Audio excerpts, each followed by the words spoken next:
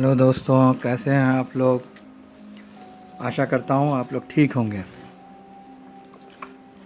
दोस्तों, फिर हाजिर हूँ आपके सामने एक नई स्टोरी के साथ, जिसका नाम है गेंडों की बस्ती में, in the colony of rhinoceros. और इसे ब्रिटेन के मशहूर शिकारी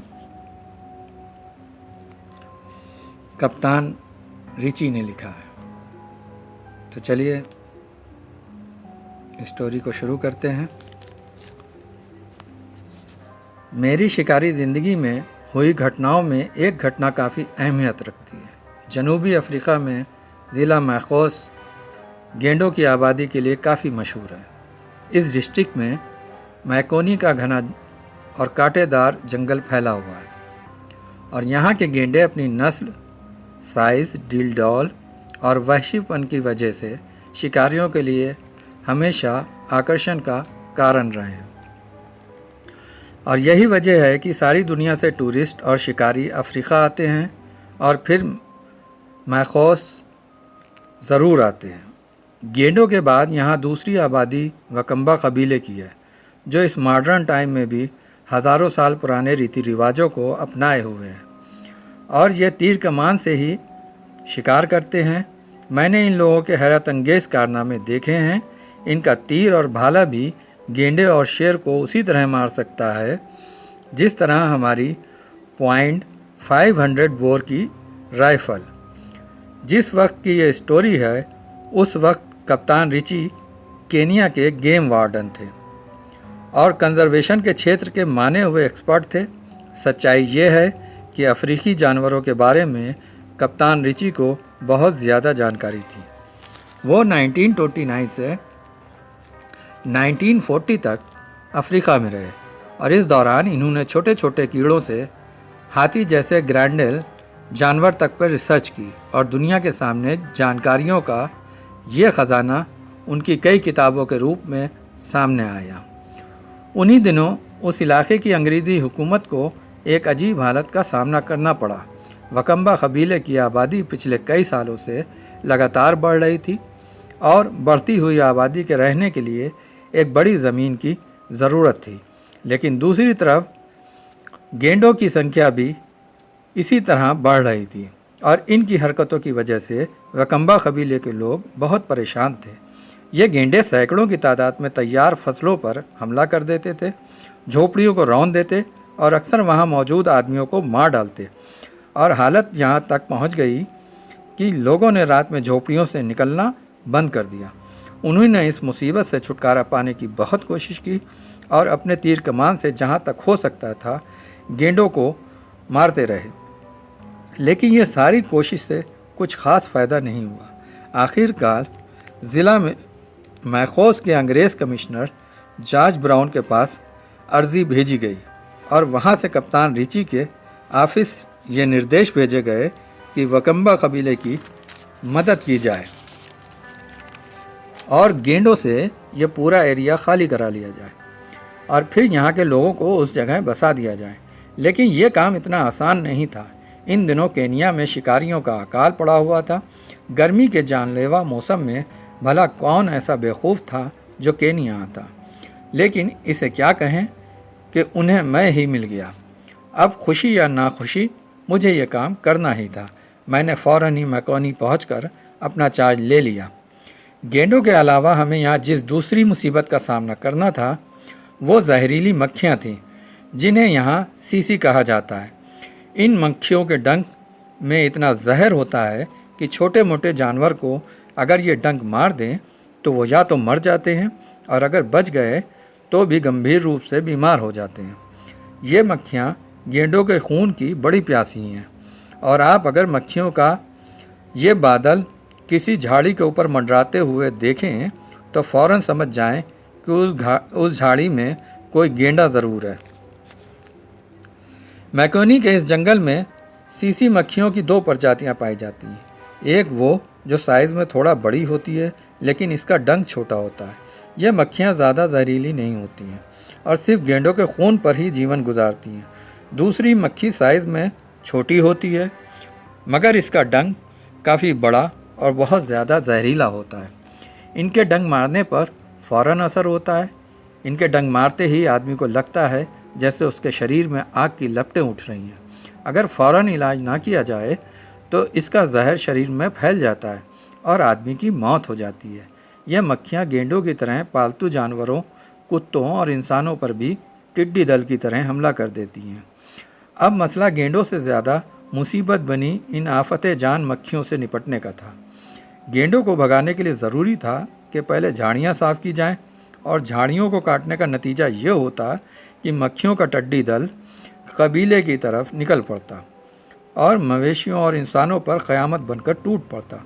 मैं इस इलाके में इससे पहले भी कई मरतबा आ चुका था और कई सारे गेंडे मैंने मारे थे, लेकिन इस बार हालात पहले से अलग थे।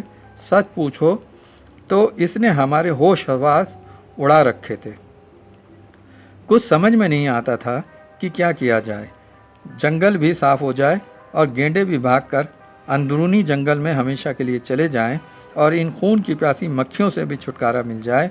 उन दिनों मेरे पास 3 आदमी काम करते थे और शिकार को ढूंढने में मेरी बहुत मदद करते थे। पहला आदमी 40 साल का था और जंगल के बारे में इसकी मालूमात बहुत ज़्यादा थी। ये आदमी पहले कभी अपराधियों के गैंग में काम करता था और कई बार जेल भी जा चुका था, लेकिन जब मैंने उसे अपने पास रख लिया तो ये काम उसे काफ़ी पसंद आया और उसने लूट और चोरी छोड़ दी। और दूसरा आदमी जो सिर्फ 25 साल का था, ये पेड़ पर चढ़ने के फ़न में माहिर था। ये बंदर की सी तेज़ी के साथ कुछ ही सेकंड में ऊंचे से ऊंचे पेड़ पर चढ़ सकता था। और अफ्रीकन कॉन्टिनेंट में किसी आदमी का इस फ़न में माहिर होना बहुत बड़ी खूबी समझा जाता है और ऐसे आदमी की वहाँ के समाज में बहुत ज़्यादा इज्जत होती है। वो गर्व से कहता था, बवाना यानी जनाब, मेरे लिए पेड़ पर चढ़ना उतना ही आसान है जिस तरह आप पक्की सड़क पर चलते हैं। पेड़ ऊंचा हो या नीचा, इसका तना कांटेदार हो या टेढ़ा मेढ़ा, मेरे लिए यह कोई मुश्किल नहीं है। मेरे फ़न को जंगल के बंदर भी मानते हैं और उन्हें भी मुझसे शर्म आती है। तीसरा शख्स कहने को 12 या 13 साल का लड़का ही था, मगर गज़ब का चुस्त और चालाक। इसके शरीर में लगता था जैसे बिजली भरी हुई थी। वो मीलों तक बिना रुके, बिना सुस्ताए दौड़ सकता था। अफ्रीका के ऐसे इलाकों में जहाँ बैलगाड़ी, मोटरें, यहाँ तक कि साइकिल नहीं चल सकती थी, पत्र लाने और पहुँचाने में ऐसे तेज़ रफ्तार लड़कों का एक अहम रोल था। खैर, मैंने इन तीनों के सामने गेंडे को भगाने का प्लान जब रखा तो खुशी के मारे इनके काले चेहरे चमकने लगे और आंखें लाल हो गईं। वहाँ के लोगों के खुशी से बेकाबू होने की ये सबसे बड़ी निशानी है कि सियाह चेहरे और सियाह हो जाते हैं और आँखों में खून उतरता दिखाई देता है। इन लोगों ने अपने अपने तीर कमान ठीक करना शुरू कर दिए। हालांकि ये तीनों लोग काफ़ी वक्त से हमारे पास थे, लेकिन मेरी सरतोड़ कोशिश के बाद भी ये राइफ़ल का सही इस्तेमाल ना सीख सके। मैकोनी का ये इलाका मेरी राय में पूर्वी अफ्रीका का सबसे ज़्यादा पिछड़ा हुआ इलाका है और मुझे यकीन है कि सारी दुनिया में इस जैसा कोई और इलाका नहीं होगा। यहाँ जंगल ना ज़्यादा घना है और ना बिल्कुल मैदान है, बल्कि ऊंची नीची कांटेदार झाड़ियों की लंबी कतारें हैं जो बेतरतीबी से फैलती चली गई हैं। इसके अलावा कहीं कहीं पेड़ों के झुंड हैं। इनकी ऊंचाई भी 10-15 फीट से ज़्यादा नहीं है। इन पेड़ों पर भी तने से लेकर चोटी और शाखों तक 2-2 इंच लंबे कांटे उगते हैं। यहाँ की ज़मीन सूखी, रेतीली और काफ़ी हद तक लाल रंग लिए हुए है, जिसे देखकर तबीयत में एक तरह की वहशत पैदा होती है। क्योंकि ज़मीन नरम और रेतीली है, इसलिए पग मार्ग इस पर भी आसानी के साथ दिखाई देते हैं और शिकार का पता लगाना आसान हो जाता है। लेकिन कहीं कहीं 15 फीट ऊंची घास के ऐसे इलाके भी हैं जिन्हें क्रॉस करना इंसान के बस की बात नहीं है और जंगली दरिंदे इन घास के मैदानों में आराम करते हैं। इस इलाके में कहीं कहीं ऐसी मिट्टी भी है जो सूरज की गर्मी में तप कर लोहे की तरह ठोस और सख्त हो जाती है और इसे तोड़ने के लिए काफ़ी मेहनत करनी पड़ती है। ब्रिटिश गवर्नमेंट ने इस अजीब मिट्टी से खूब फ़ायदा उठाया और पूरे केनिया में इससे काफ़ी अच्छी अच्छी सड़कें बनवा दी। इस मिट्टी पर पग मार्क भी नहीं बनते हैं, लेकिन वहाँ के रहने वाले पुराने शिकारी मिट्टी को सूंघ सूंघ कर शिकार का पीछा करते हैं। जिस दिन मैं मकौनी पहुंचा, उसी दिन वकम्बा कबीले का सरदार, जिसका नाम मोतो था, मुझसे मिलने आया और इसने बताया कि पिछले कई महीनों से गेंडों ने बस्ती के लोगों पर आफत ढा रखी है। फसलें तहस नहस कर दी हैं और झोपड़ियां गिरा दी हैं और बस्ती के कई आदमियों और बच्चों को मार डाला है। ये गेंडे अपनी तादाद की वजह से इतने निडर हो गए हैं कि 24 घंटे में एक लम्हा भी चैन नहीं लेने देते हैं।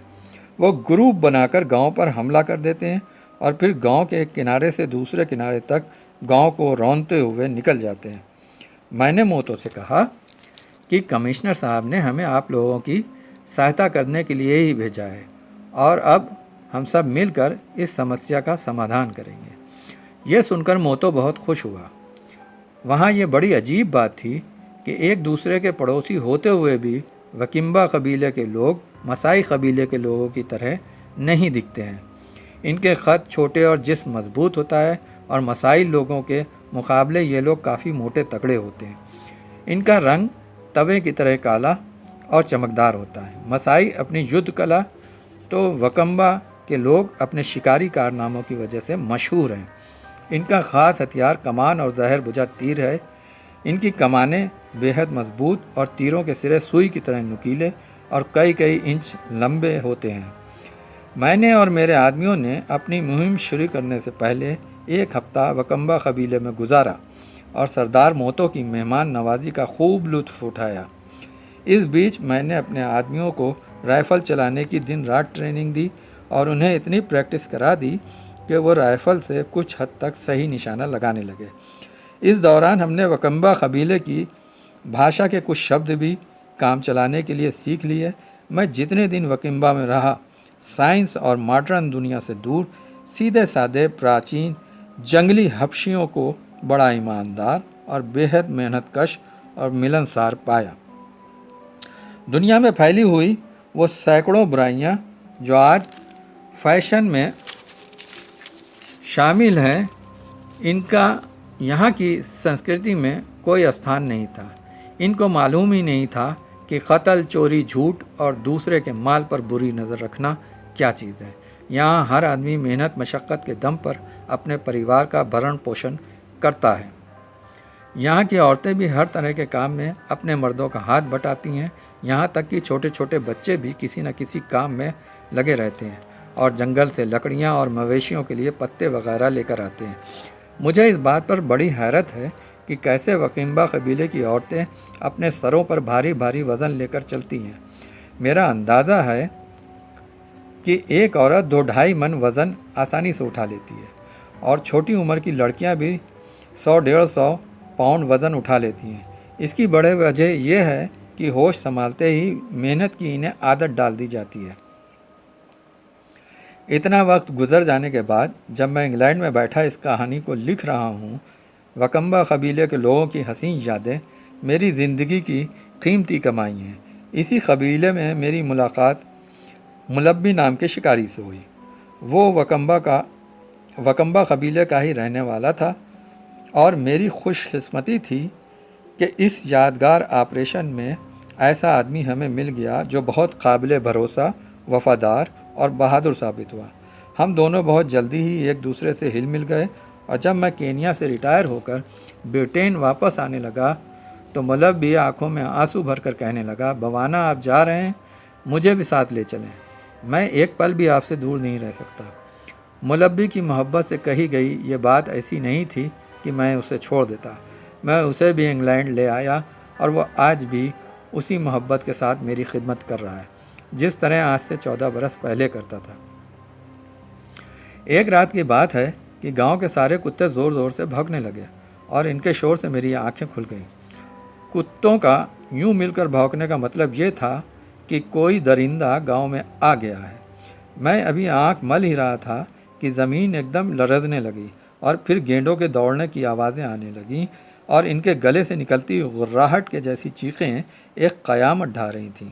गांव में जैसे ज़लज़ला ही आ गया था। लेकिन इससे पहले कि कोई आदमी गेंडे पर अपना तीर कमान आजमाए, गेंडों की ये फ़ौज 10-15 झोपड़ियों को रौंदती हुई निकल गई। फिर सुबह सुबह मोतू के साथ जब मैंने गांव का जायज़ा लिया तो हर तरफ गेंडों के पगमार्क पाए। ऐसा लग रहा था कि गेंडों की तादाद 15 या फिर 20 रही होगी। मैंने वक्त ख़राब किए बगैर अपने साथियों को बुलाया और फिर हम सब उन गेंडों को ढूंढने निकल पड़े। वो तीनों लोग नंगे पैर थे और मैंने रबर के जूते पहन रखे थे। गेंडों की सुनने की ताकत बहुत गज़ब की होती है। वो हल्की से हल्की आवाज़ भी सुन लेता है और फ़ौरन चौकन्ना हो जाता है। रबड़ के जूतों का फ़ायदा ये था कि टूटी हुई टहनियों या पत्तियों पर अगर मेरा पैर पड़ता तो मैं आवाज़ होने से पहले ही होशियार हो जाता और अगले स्टेप एहतियात से लेता। मेरे तीनों स्काउट इस कांटेदार जंगल में नंगे पांव यूं दौड़ रहे थे जैसे वो नर्म कालीन पर चल रहे हों। हम काफ़ी देर तक गेंडों के पैरों के निशान का पीछा करते रहे। मौसम क्योंकि गर्म हो चुका था इसलिए ज़मीन भी काफ़ी सख्त और खुरदरी हो चुकी थी और गेंडे के निशानों को झुक झुक कर देखना पड़ता था। पहला स्काउट जवान पगमार्क को सूंघने का माहिर था। वो सबसे आगे बिना रुके हुए लगातार बढ़ रहा था। अचानक एक तरफ से ऐसी आवाज़ मेरे कानों में आई जैसे कोई जानवर जुगाली कर रहा है। ये आवाज़ें एकदम साफ थीं और हम इसे पहचानते थे। अब हमारे उठते हुए कदम फ़ौरन रुक गए और हम सब ने इस आवाज़ की तरफ कान लगा दिए। 10 मिनट तक हम वहीं खड़े रहे, ये आवाज़ें सुनते रहे। ये गेंडा ही था जो टहनियाँ और पत्ते चबा रहा था। आवाज़ जिधर से आ रही थी उससे अंदाज़ा हो रहा था कि गेंडा हमारी बाईं तरफ है। फिर पूरी तरह इत्मीनान कर लेने के बाद हम उसी तरफ फूंक फूंक कर कदम रखते हुए आगे बढ़े। हमें डर था कि अगर गेंडे ने ज़रा भी हमारी आहट पा ली तो वो फ़ौरन रफू चक्कर हो जाएगा। हमारे साथियों के शरीर पर सिर्फ लंगोटियाँ बंधी थीं और जब वो कांटेदार झाड़ियों में से मुड़ तुड़ कर गुजरते थे तो कांटे उन्हें चुभते थे, लेकिन उनके मुंह से उफ नहीं निकल रही थी। कुछ कदम चलने के बाद हम रुक कर आवाज़ें सुनते रहे और फिर आगे बढ़ते रहे। गेंडा पहले की तरह ही जुगाली कर रहा था। एकाएक ये आवाज़ थम गई और इसी के साथ हम बग़ैर कोई हरकत किए अपनी जगह रुक गए। फिर हमने झाड़ियों में से झांक कर देखा तो थोड़ी दूरी पर गेंडा खड़ा था। उसके कान धीरे धीरे हिल रहे थे और कुछ सुनने की कोशिश कर रहा था। गेंडा झाड़ियों में इस तरह खड़ा था कि इस पर गोली चलाना आसान नहीं था। जब कुछ मिनट इसी तरह गुजर गए तो मेरे आदमी अपनी आदत की वजह से बेचैन होने लगे। ये लोग शिकार को सामने देखकर सब्र कर ही नहीं सकते थे। इनकी ख्वाहिश ये होती है कि फ़ौरन ही उस पर हमला कर दिया जाए। गेंडे की पीठ पर कुछ छोटी छोटी चिड़ियाँ बैठी हुई एक दूसरे से लड़ रही थीं और गेंडे को चोंचे मार रही थीं। गेंडे का जिस्म काफ़ी भारी होता है और खाल इतनी सख्त और मोटी होती है कि इसको परिंदों के बैठने का एहसास भी नहीं होता। ये परिंदे गेंडे के जिस्म से चिपके हुए कीड़े मकोड़े और जुओं को खाते हैं।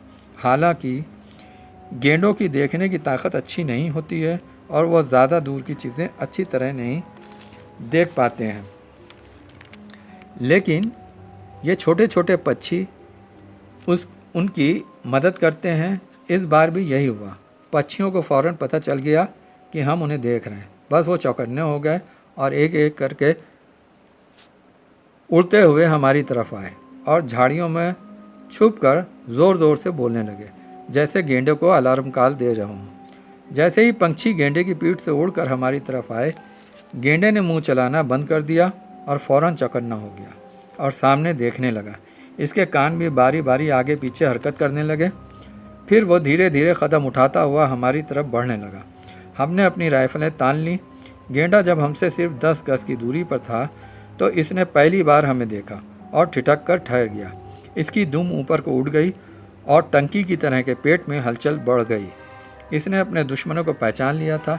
इसकी गर्दन तन गई थी और नाक के ऊपर लगे हुए लंबे नोकदार सींग का सिरा दिखाई देने लगा। कुछ पल वो अपनी चुंदी चुंदी आंखों से हमारा जायज़ा लेता रहा। लगता था इसके बड़े से सर में नन्हा सा दिमाग तेज़ी से काम कर रहा है। खूब पेट भरकर खा लेने के बाद कोई जानवर झगड़ा करना पसंद नहीं करता है और भाग जाता है। इस गेंडे की भी यही हालत थी। इसके तेवर बता रहे थे कि वो लड़ने के मूड में नहीं है, लेकिन इस सीधे साधे हैवान में इतनी अकल ना थी कि ये मुड़कर झाड़ियों में चला जाता और इस तरह अपनी जान बचा लेता है। इससे पहले दो तीन मरतबा अपने अगले पैर ज़मीन पर मारे और फिर बिखरे हुए सांड की तरह उछलता हुआ हमारी तरफ आया। इसी लम्हे हमारी राइफल से गोली चली और गोली गेंडे के दाएं बाजू में घुस गई। गेंडा घुटनों के बल ज़मीन पर गिरा, मगर फ़ौरन ही लोट पोट कर खड़ा हो गया। अब इसका मजबूत शरीर बहुत तेज़ी से हरकत कर रहा था और इसके गुस्से की इंतहा न थी। इसके बाजू से खून की धार उबल रही थी। वह पहले कई गज पीछे हटा और फिर पूरी ताकत से दौड़ता हुआ हमारी तरफ आया। इधर मैं भी तैयार था। दूसरी गोली चली और वो भी उसके बाजू में लगी और गेंडा बिल्कुल मेरे सामने आकर गिरा। मैंने इसके बाद अपने साथियों को पुकारा और कहा कि इसके ऊपर गोलियां चलाओ। उन्होंने हमारी बात पर अमल किया। 10-15 मिनट में गेंडा मारा जा चुका था। उसकी मोटी खाल गोलियों से छलनी हो चुकी थी। अभी हम उसकी खाल उतारने की कोशिश ही कर रहे थे कि हमारे चारों तरफ लोगों के भागने का शोर सुनाई दिया। आनन फानन कबीले के अनगिनत लोग लंबे लंबे चाकू लिए वहाँ आए और मांसाहारी चींटियों की तरह गेंडे पर पिल पड़े। वो खुशी के मारे पागल हो रहे थे। गेंडे का गोश्त इनके लिए किसी नेमत से कम न था। मैंने इन्हें रोकने की कोशिश की, मगर वो नहीं माने और 15-20 मिनट में गाढ़े गाढ़े खून और हड्डियों के सिवा वहाँ गेंडे का कोई नाम निशान न था। इन लोगों ने गेंडे की बोटी बोटी आपस में बांट ली और फिर देर तक आपस में छीना झपटी होती रही। मेरे अंदाजे के मुताबिक 50 मन वज़नी गेंडा पूरे कबीले की एक रोज़ की भूख मिटाने के लिए काफ़ी है। इन कमबख्तों ने गेंडे की अतड़ियाँ भी बाकी ना छोड़ी और सब हज़म कर गए। इस इलाके में गेंडों को ख़त्म करने के लिए यह मेरा पहला कदम था, जिसमें मुझे कामयाबी मिली। इसके बाद आगे के 15 दिनों में मैंने 12 गेंडे और मारे और इन्हें मारने में कोई बड़ी परेशानी नहीं हुई। 16वें दिन हमें मालूम हुआ कि फॉरेस्ट डिपार्टमेंट के अफसर मिस्टर बेवाले मज़दूरों के साथ खुद मैकोनी आ गए हैं और अब जंगल को साफ़ कराने का ठेका इनके पास है। बेवाले के पास बैठकर हमने काम का तफसीली नक्शा बनाया और तय हो गया कि जिस तेज़ी से गेंडों का खात्मा हो जाएगा या उन्हें मीलों दूर ढकेल दिया जाएगा, उसी तेज़ी से कांटेदार झाड़ियों और पेड़ों की कटाई होती रहेगी। उनका कहना था कि मैं नहीं चाहता कि मेरे साथ आए हुए आदमियों में से किसी के साथ कोई हादसा हो। इसकी वजह से पूरी सावधानी की ज़रूरत है। अगर ऐसा हादसा हुआ तो बाकी मज़दूर काम छोड़कर भाग जाएंगे। आप अपने शिकारियों को लेकर आगे आगे चलें और जब एक इलाका सेफ़ हो जाए तो हमें सूचना दे दें। मैं फिर अपने आदमियों को लेकर वहाँ पहुँच जाऊँगा। तो दोस्तों, ये पार्ट यहीं पर ख़त्म हुआ। उम्मीद है आपको पसंद आया होगा। इसका दूसरा पार्ट जल्दी ही मैं पोस्ट करने वाला हूँ। आप लोगों को अगर ये स्टोरी पसंद आई हो तो हमारे वीडियो को लाइक कर दें और अपने दोस्तों में इसे शेयर कर दें और चैनल को सब्सक्राइब कर लें और बेल आइकन को दबा दें। दोस्तों, आपके चैनल को सब्सक्राइब करने से हमें बहुत हिम्मत मिलती है, क्योंकि अभी चैनल मेरा नया है। तो आप लोग देख लें और हमारे चैनल को ज़्यादा से ज़्यादा सब्सक्राइब करें।